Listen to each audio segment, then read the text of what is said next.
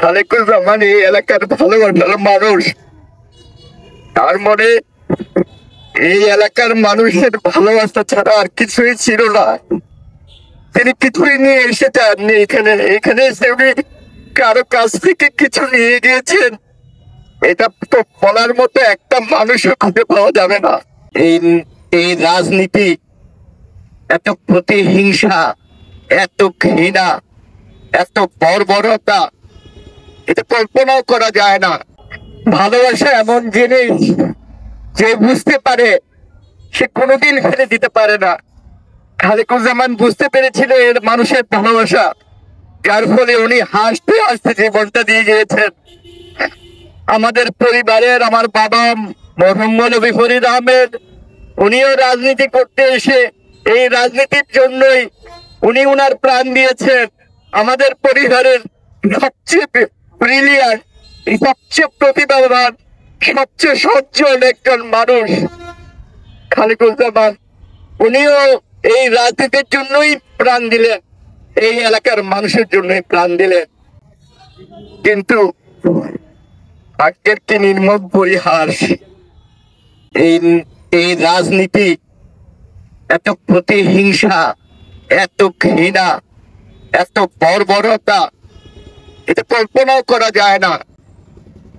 আজকে এখান থেকে কিছুক্ষণ দূরে যেখানে জনসভাটা আয়োজন হয়েছিল, উৎস বলেছে এই জনসভায় তিল ধারণের জায়গা ছিল না, হাজার হাজার মানুষ গিজগিজ করছে। আমার এক ভাই বলেছে এক হাতে উনি হাত নাড়ছিলেন, আমরা পরবর্তীতে ভিডিও দেখেছি উনার এক হাতে উনি বুক ধরে রেখেছেন। তার মানে তখন তিনি যন্ত্রণায়, ব্যথায় কাতর, কিন্তু মানুষের ভালোবাসা দেখে উনি নিজেকে নিয়ন্ত্রণ করতে পারেনি।